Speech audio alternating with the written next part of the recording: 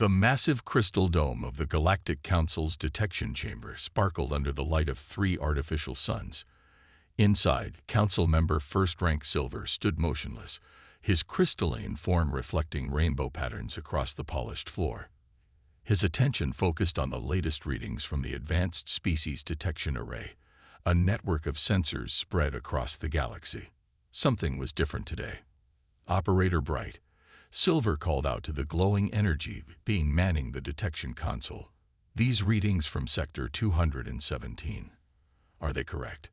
The energy being pulsed with a soft blue light, a sign of confidence in their work.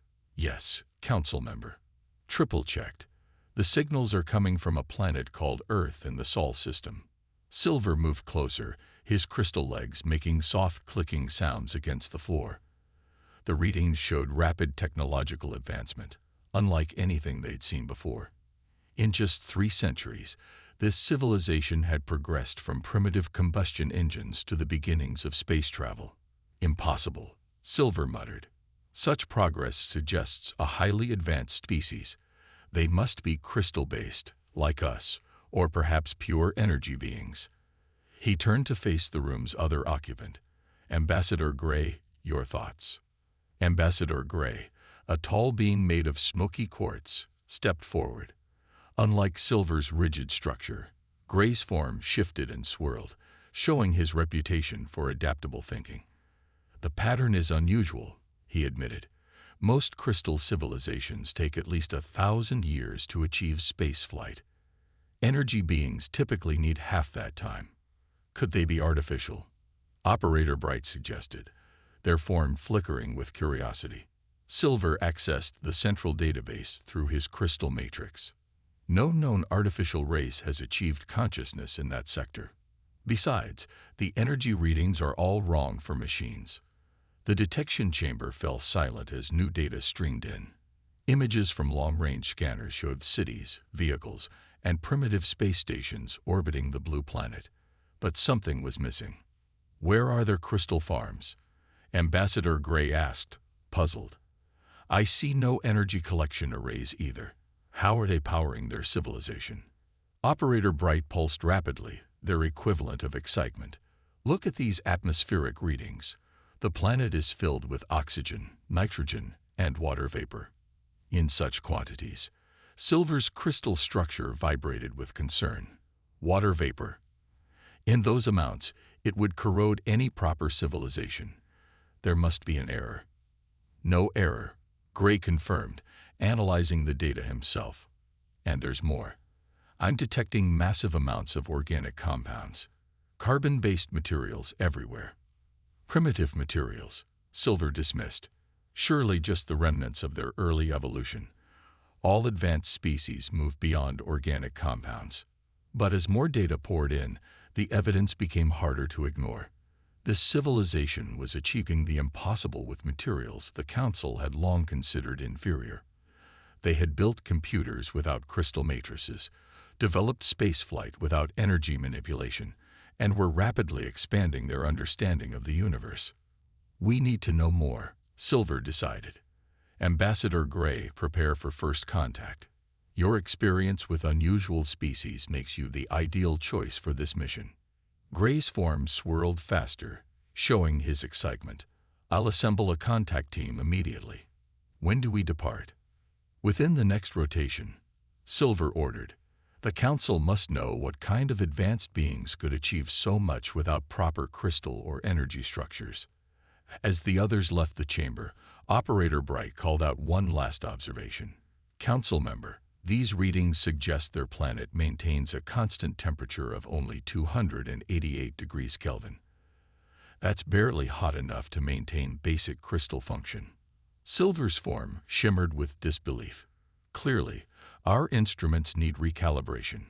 No advanced species could survive, let alone thrive, in such cold conditions. Ambassador Gray will discover the truth soon enough. The detection chamber slowly powered down for the night cycle, its crystal walls reflecting the last rays of the artificial suns. None of its occupants realized they were about to discover something that would shake the very foundation of their understanding of life in the universe. Far away, on the small blue planet called Earth, humans went about their daily lives, completely unaware that they were about to turn the galaxy's assumptions upside down. Ambassador Gray's ship emerged from deep space near Earth's orbit, its crystal hull gleaming under the light of the distant sun. The ambassador stood at the command center, watching the blue planet grow larger on the main screen. Behind him, his crew of energy beings worked at their stations, preparing for first contact. Fascinating construction, Gray noted, studying the International Space Station through the ship's sensors. Such primitive materials, yet it maintains orbit perfectly. Perhaps we underestimated their engineering skills. His second-in-command, a bright yellow energy being called Spark, pulsed with amusement. They'd probably lined it with crystal matrices, hidden from our scanners. No way they built that with just metal and plastics. The humans had agreed to a meeting on their space station. Gray felt confident. He had handled first contact with 30 different advanced species. Surely these beings, who had managed such rapid progress, would be similar to the council races he knew. The docking procedure went smoothly. Gray adjusted his crystal form to appear more diplomatic, smoothing his rough edges and adding a slight glow. Remember, he told his team, we expect either crystal beings or energy forms. Be prepared for either. The airlock door opened. Gray froze. Two beings walked through the door, wearing strange white suits. Inside their clear helmets, Gray could see something pink and soft, with patches of different colored fiber on top. They had holes in the front of their faces and strange round organs that seemed to move and focus on him. "Welcome to the International Space Station," one of the beings said.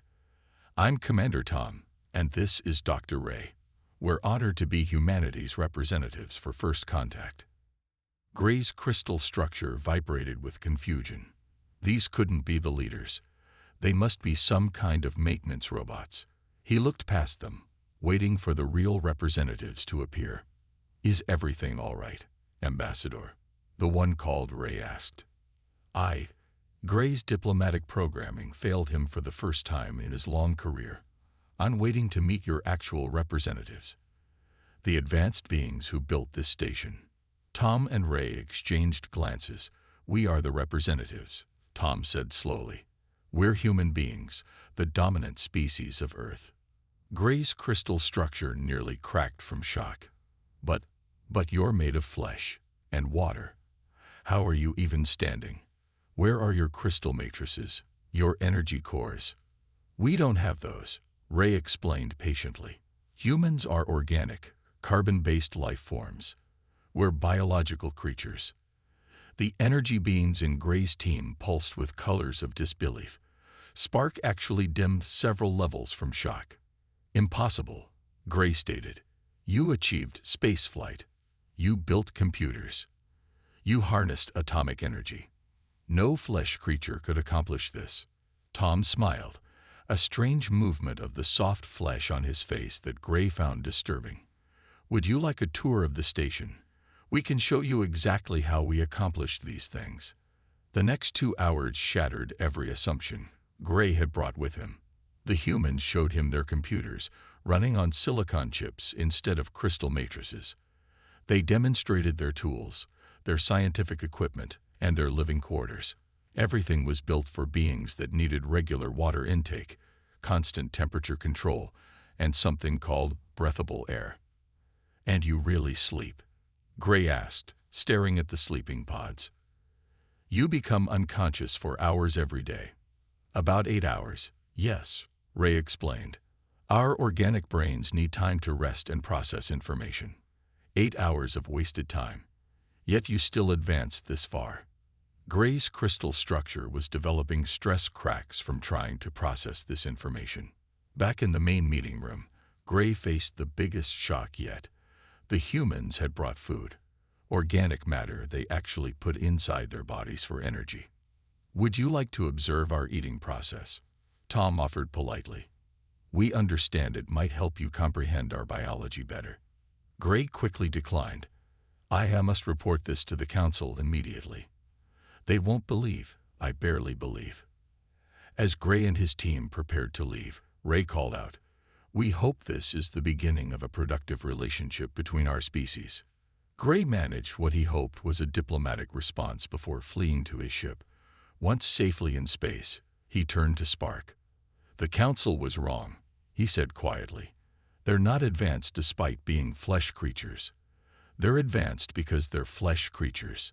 Everything we assumed about organic life, it's all wrong." Spark pulsed dimly. "The Council won't like this report." "No," Gray agreed, watching Earth shrink behind them. "But they need to hear it. Everything is about to change." The grand chamber of the Galactic Council buzzed with angry energy. Hundreds of crystal beings shimmered with disbelief, while energy forms pulsed with bright colors of disagreement. Ambassador Gray stood in the center, finishing his report about Earth. "And they digest organic matter for energy?" asked Council Leader Prime, his massive diamond form towering over the others. "Like primitive beasts." "Yes," Gray confirmed. "Yet they've mastered spaceflight, nuclear power, and are rapidly advancing in artificial intelligence." A wave of whispers filled the chamber. An older council member named Rock stepped forward, his ancient granite form showing signs of age. "This is unacceptable. Flesh creatures cannot be allowed to join the council. They're too primitive." "Then test them," suggested Spark, who had witnessed the humans firsthand. "Give them challenges that prove their worth." The council chamber fell silent. Testing new species wasn't common, but it was within their laws. Leader Prime's crystal structure reflected deep blues of thought. "Very well," he announced. "The humans will face 3 challenges. If they fail, they will be classified as a primitive species and denied council membership." 2 weeks later, on Earth's space station, Commander Tom and Dr. Ray received the council's message. They sat in the meeting room with Ambassador Gray, reading the challenge requirements. "These are impossible," Gray exclaimed, genuinely worried for the humans he had come to respect. No organic species could complete these tasks. Tom read the first challenge aloud. "Build a working quantum relay without using crystal matrices." He smiled. "We already have several designs for that." The second task, Ray continued, "survive in extreme environments without technological assistance." She nodded. "Our deep-sea divers and mountain climbers do this regularly." "But the third challenge," Gray protested, "solving the maze of light? It was designed for energy beings. Your physical bodies can't pass through its walls." "Then we'll think of another way through it," Tom said simply. The next day, the Council's observation team arrived at Earth. They watched as human scientists demonstrated their quantum relay, built using organic superconductors and bioengineered circuits. The device not only worked, it was 30% more efficient than crystal-based models. "Luck," muttered Rock, who had come to observe. "The second challenge will break them." The Council had chosen 3 extreme environments: the peak of Mount Everest, the bottom of the Mariana Trench, and the heart of the Sahara Desert. To their shock, humans already lived and worked in all 3 places. They watched videos of Sherpas climbing the world's highest peaks without oxygen tanks. They saw free divers descending to incredible depths on a single breath. Desert nomads showed them how to find water in seemingly lifeless landscapes. But how? Rock's granite form had developed tiny cracks from stress. "Your bodies are mostly water. That's exactly why we can do it," Ray explained. "Our bodies adapt. We get stronger in harsh conditions. Our organic nature is an advantage, not a weakness." The final challenge remained: the maze of light. The Council had transported their famous puzzle to Earth orbit.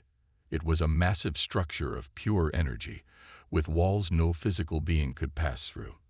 The goal was simple: reach the center. The humans studied the maze for 1 day. The next morning, Tom approached the entrance with a simple backpack. "What is he doing?" Rock demanded. "He can't possibly." Tom pulled out a small mirror. The council members watched in shock as he used the mirror to reflect and redirect the energy walls, creating a physical path through the maze. When energy flows became too complex, he used water droplets to split them into manageable beams. At one point, he even used his own body's electromagnetic field to influence the maze's patterns. 1 hour later, Tom reached the center. Back in the station's meeting room, Rock's granite form trembled. This changes everything we thought we knew about organic life. No, Tom corrected gently. It only changes what you thought you knew. We never doubted ourselves. Ambassador Gray's crystal form glowed with something close to pride. The Council will have to accept them now. But I don't think that's what scares you most, is it, Rock? Rock turned to face the Earth, visible through the station's window. No, he admitted. What scares me is wondering what else these humans will show us in the future. In the depths of space, the news began to spread. The flesh creatures of Earth had passed the impossible tests, and the galaxy would never be the same. The Council's Science Academy floated in deep space, its crystal spires glowing with internal light. Inside the main observation chamber, a group of the galaxy's most respected scientists watched human footage with growing amazement. "Play that segment again," ordered lead researcher Crystal, her transparent form flickering with excitement. The one about their cellular repair. The screen showed a time-lapse of a human wound healing. First came the blood clotting, then new skin growing to seal the injury. The Council scientists leaned forward, fascinated by this natural repair process. "No crystal species can do that," muttered Assistant Beam, an energy being. "If we crack, we need technical repairs." Crystal turned to their human guest, Dr. Ray, who had been invited to explain human biology. "And this happens automatically, without conscious control." "Yes," Ray said. "Our bodies are constantly repairing themselves. We even replace most of our cells every few years." The scientists exchanged shocked looks. One of them, a young crystal being named Clear, raised a glowing appendage. But that means you're not even the same being you were before." Ray smiled. "We are, and we aren't. Our memories and personality stay the same, but our bodies are always changing, always adapting." In another part of the academy, Commander Tom was demonstrating human reaction speeds. The test was simple: catch a falling object. But the scientists had designed it for crystal beings, who needed time to calculate trajectory and velocity. Tom caught the object instantly. "How did you do that?" demanded the test supervisor. "You didn't have time to calculate." "I didn't calculate," Tom explained. "I just did it. Our nervous system and muscles work together automatically. We call it reflexes." The supervisor's crystal form vibrated with disbelief. "No calculations. Impossible. All actions require calculations." Meanwhile, in the creative thinking chamber, other humans were solving problems that had stumped crystal and energy beings for centuries. Their organic brains made connections that crystal matrices couldn't, seeing patterns that energy beings missed. "It's because they're messy," Ambassador Gray realized, watching from the observation deck. He had stayed to study the humans further. Their thoughts aren't perfectly ordered like ours. They jump between ideas, make random connections. Lead researcher Crystal nodded. Their brains use something called intuition. They know things without knowing how they know. It's fascinating. The day's biggest surprise came during the emergency simulation. The Academy created a crisis, a space station losing power, with only minutes before critical failure. Crystal beings would methodically work through solutions. Energy beings would try to directly power the station. The humans suggested something completely different. "Just shut it down," their engineer said. "But that would kill all systems," protested Assistant Beam. "Exactly. Then we restart with emergency power only, like taking a nap when you're overwhelmed. Sometimes you need to turn off to turn back on stronger." The solution worked perfectly. Later, in the Academy's main hall, lead researcher Crystal called a meeting of all scientists. Humans, crystal beings, and energy forms gathered together. "We have been..." Crystal paused, her form showing embarrassment.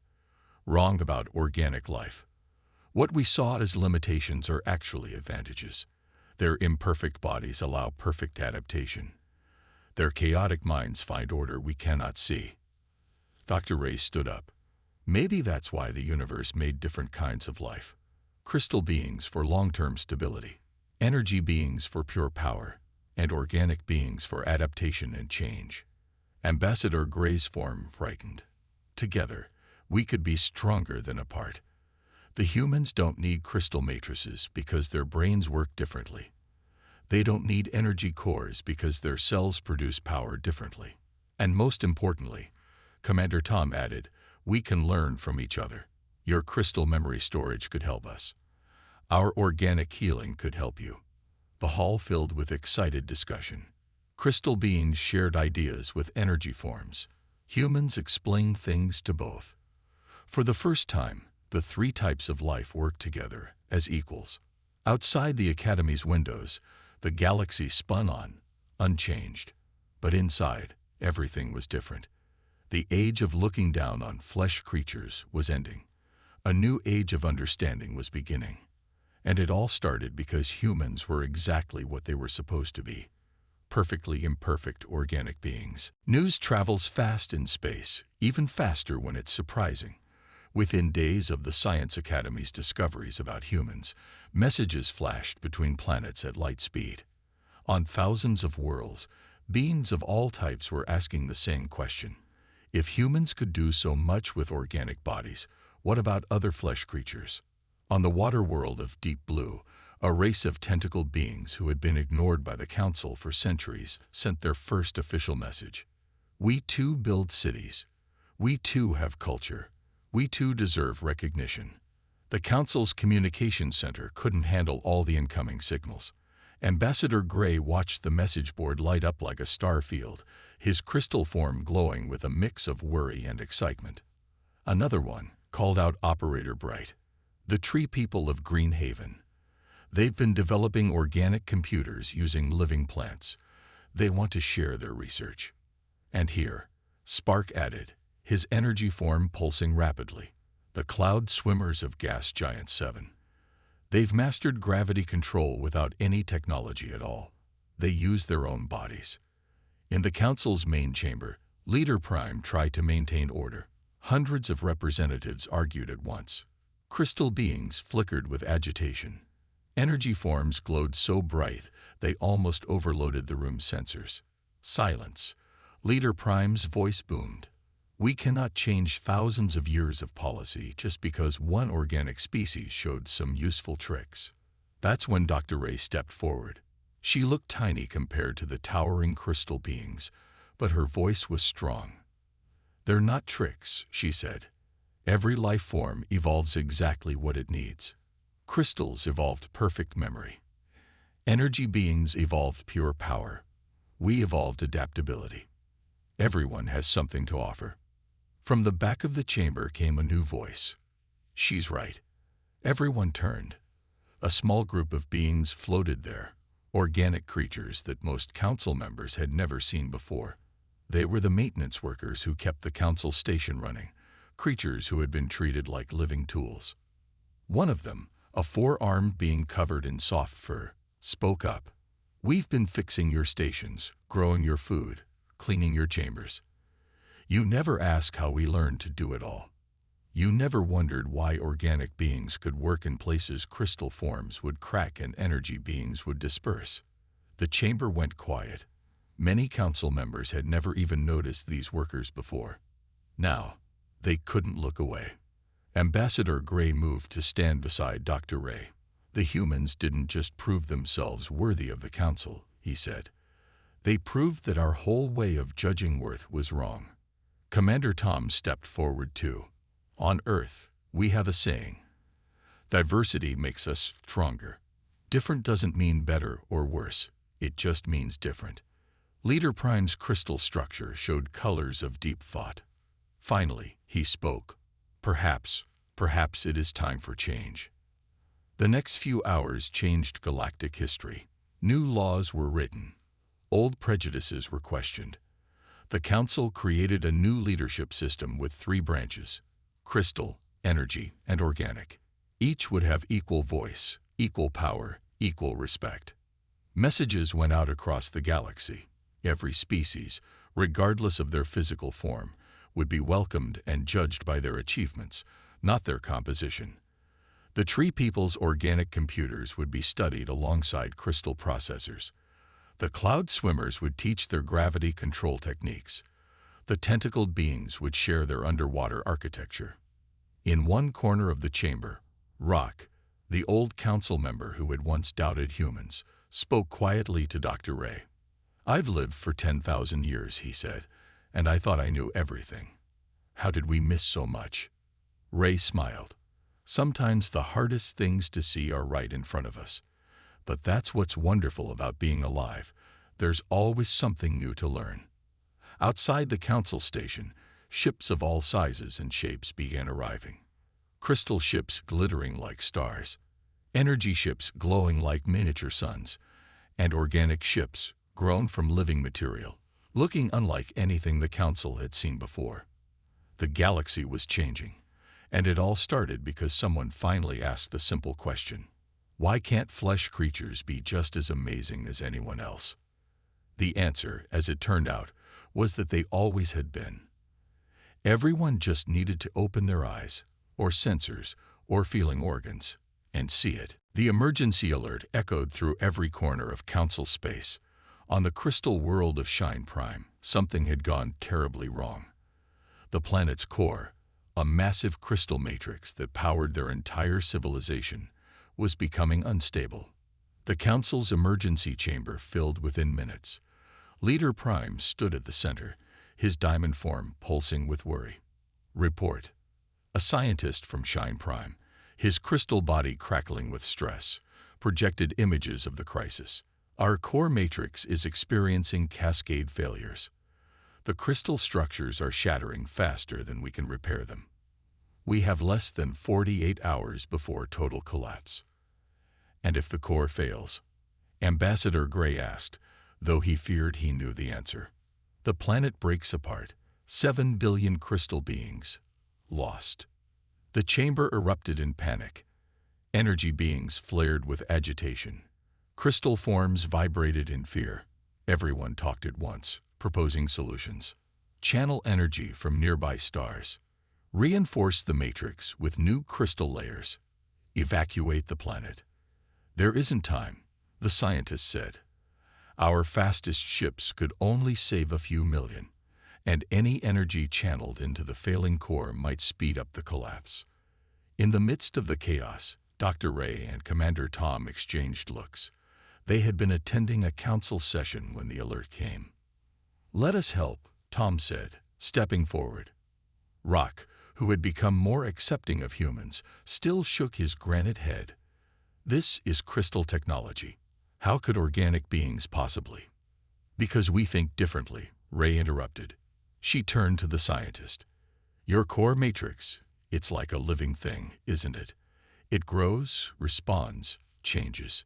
The scientist's form flickered in surprise. "Yes, but..." "Then maybe it's sick," Ray said. "And we know about healing living things." Leader Prime raised his hand for silence. "Explain." Tom pulled up Earth's data files. "In organic bodies, when something goes wrong, we don't always fight it.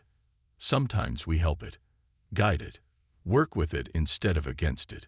The crystal matrix is trying to change," Ray added. "But you're fighting it, trying to force it back to its old pattern. What if instead we let it change, but guide that change in a safe direction?" The crystal beings stared in confusion, but Ambassador Gray's form brightened. "Like how humans handle fever. You don't just fight the heat, you help the body adapt." The next hours were unlike anything the council had seen. Humans worked alongside crystal engineers, teaching them to think of the matrix as a living system. Energy beings provided power, but instead of forcing it into the matrix, they created gentle currents that guided the crystal's natural growth. Inside the core control room on Shine Prime, Tom watched the readings. The crystal matrix isn't dying, he realized. It's evolving, growing into something new. "But why now?" the scientist asked. It's been stable for millions of years. Ray smiled. Everything changes eventually. Even crystals. Fighting change just makes it more violent. They worked through the night. Crystal beings learned to feel their matrix's rhythms instead of just analyzing them. Energy beings discovered they could communicate with the crystal structures, not just power them. Humans provided the insights that bridged the gap between the different approaches. As the 48-hour mark approached, the core's readings finally stabilized. But something was different. These patterns, the scientists said in awe. They're beautiful. The matrix has restructured itself into a more efficient form. Our power output has actually increased. In the council chamber, the news was met with stunned silence. Then Leader Prime spoke. Today we learned something crucial. The humans didn't save Shine Prime because they were smarter or stronger. They saved it because they were different, because they could see what we couldn't. Rock's ancient form glowed with new understanding.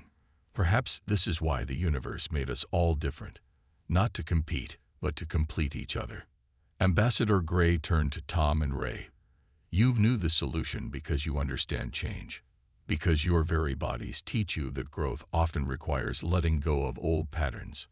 Outside the chamber windows, Shine Prime glittered with new light, its core matrix pulsing with patterns never seen before. It was still a crystal world, but now it was something more. Proof that even the most rigid things could learn to adapt, with a little help from their organic friends. The crisis was over. But its lesson would echo through the galaxy forever. 1 year after the Shine Prime crisis, the Galactic Council looked very different. The Grand Crystal Chamber now contained sections filled with water, atmospheric bubbles, and energy fields, allowing all types of life to attend comfortably. Today, every seat was full for a historic moment. Leader Prime stood at the center, his diamond form glowing brightly. To his left stood an energy being called Light, and to his right stood Dr. Ray, representing organic life. For the first time in 50,000 years, the council would have 3 equal leaders. Look how far we've come, Ambassador Gray whispered to Commander Tom, who sat in the audience. A year ago, we thought flesh creatures were primitive. Now one leads the council. The ceremony began with Light speaking first, her energy form pulsing with each word. We believe power came from pure energy.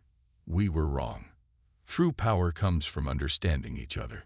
Rock, who had become one of the strongest supporters of change, floated forward. His ancient granite form had been polished to a shine for the occasion. Let me share something remarkable, he said.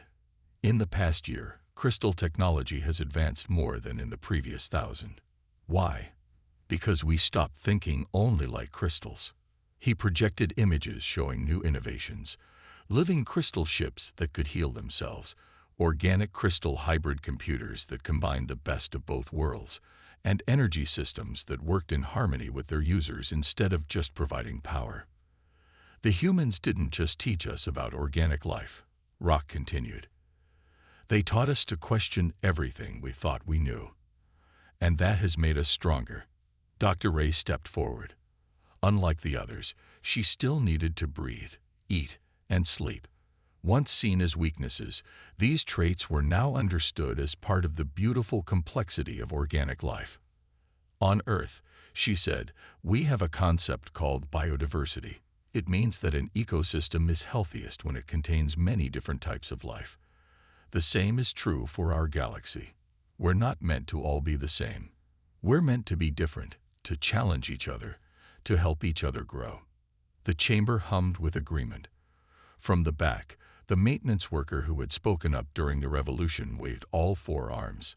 His kind now held important positions throughout council space, their practical knowledge finally valued. Leader Prime raised his hands for attention. 1 year ago we asked, how could flesh creatures achieve so much? Now we ask, how did we achieve so little without them? The answer is simple. We were too rigid, too certain, too proud to learn from those we thought beneath us. Ambassador Gray moved to the center. I remember my first meeting with humans. I thought they were primitive because they ate food, and needed sleep. Now I understand. Their needs connect them to life itself.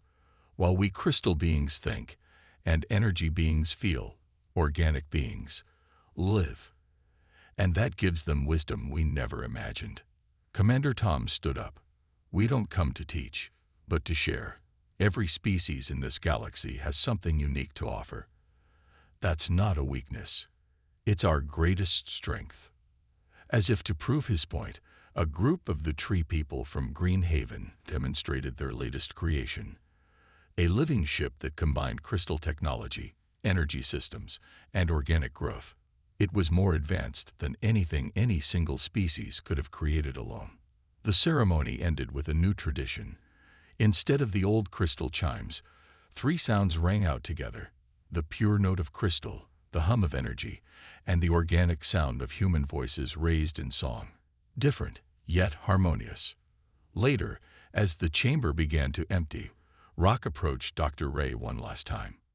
"You know," he said, his ancient form glowing softly, "for thousands of years we asked the wrong question. We asked, are humans just flesh creatures?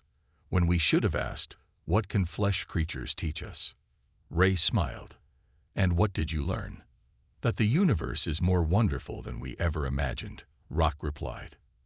"And that sometimes the most advanced civilizations aren't the ones who think they know everything, but the ones who are ready to learn anything." Outside the council station, ships of all kinds moved through space. Crystal ships flew alongside organic vessels, while energy beings danced between them. Different forms of life, working together, making the galaxy not just more efficient, but more alive. The stars shone on them all equally, as they always had. Finally, the galaxy's people were wise enough to do the same.